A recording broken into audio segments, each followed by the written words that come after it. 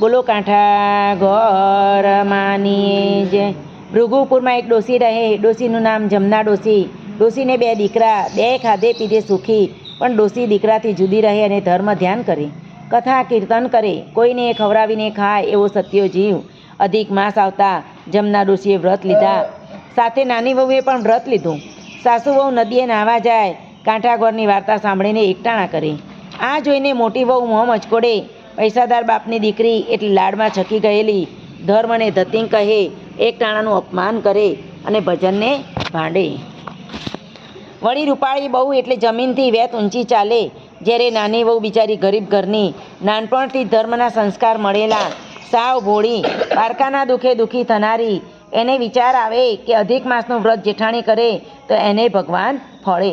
ભોળી દેરાણી ગઈ જેઠાણી પાસે ને કહેવા લાગી, ભાભી રે ભાભી, વ્રતમાં રૂડું વ્રત અધિક માસનું, તમે ચાલો ને અમારી સાથે, નદી કાંઠે નાહીશું, વાર્તા સાંભળીશું, એકટાણું કરીશું અને મંદિરે જઈ કથા સાંભળીશું। ભગવાન તો ભાવનાના ભૂખ્યા છે। આ સાંભળીને જેઠાણી છણકો કરતાં બોલી, જા બાઈ જા, તું છે વેવલી ને ડોસી છે નવરી, મારે તો ઘડીની નવરાશ નથી।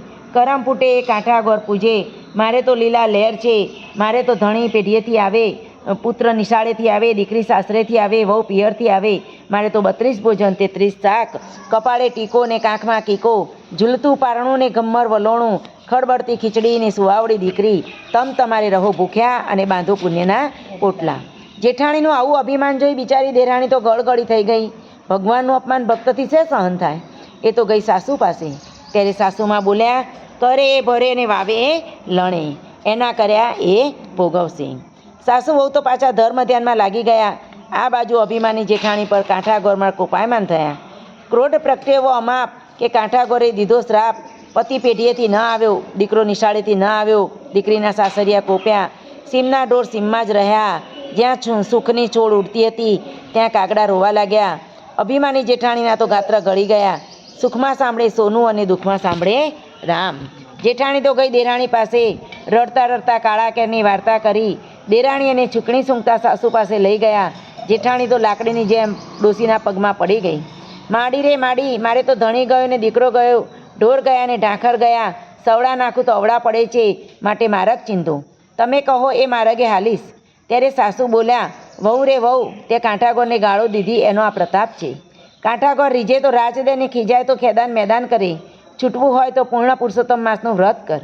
કાંઠાગોરને રીઝવ, મનથી માફી માગ, થાય એટલો ધર્મ કરીએ, ન થાય તો હાથ જોડીને બેસી રહીએ, પણ ધર્મનું અપમાન ન કરીએ। ત્યારે જેઠાણી રડતા રડતા બોલી, માડી રે માડી, હું તો આંધળીને વળી અજ્ઞાન, ન ધર્મ જાણું ન ધ્યાન જાણું, કઈ રીતે કાંઠાગોરને રીઝવું। સાસુ બોલ્યા, ખભે લાલ ચૂંદડી, હાથમાં દૂધનો કળશ, થાળમાં અબીલ ગુલાલ, ધૂપ દીપ શ્રીફળ સોપારી લઈ, વાજતે ગાજતે કાંઠાગોરમાંનું પૂજન કરો। કાંઠાગોર રીઝે તો અભરે ભરે। જેઠાણીએ સાસુના કહ્યા પ્રમાણે કાંઠાગોરને રીઝવ્યા। આંખમાંથી આંસુની ધારા વહેવા લાગી। શ્રદ્ધાથી ધ્યાન ધરી ક્ષમા માગી, પછી ચૂંદડી ચડાવીને ખોળો પાથરી ક્ષમા માગી, હે માં, પુત્ર કપુત્ર થાય, માતા કુમાતા ન થાય, માટે દયા કરો દયા કરો, સાતેય વહુમાં આવી ભૂલ નહીં કરું। જેઠાણીના સાચા પસ્તાવાથી કાંઠાગોર રીઝ્યા। પુત્ર અને પતિ કુશળક્ષેમ પાછા ફર્યા। દીકરીના સાસરેથી શુભ સમાચાર આવ્યા। સીમમાંથી ઢોર ઢાંખર પાછા ફર્યા અને સૌ સારાવાના થયા। જેઠાણીએ તત્કાળ આજીવન અધિક માસનું વ્રત કરવાનો પવિત્ર સંકલ્પ કર્યો। જેઠાણી ધર્મ ધ્યાન તરફ વળી, તેથી દેરાણીને સાસુમાં પણ રાજીના રેટ થઈ ગયા।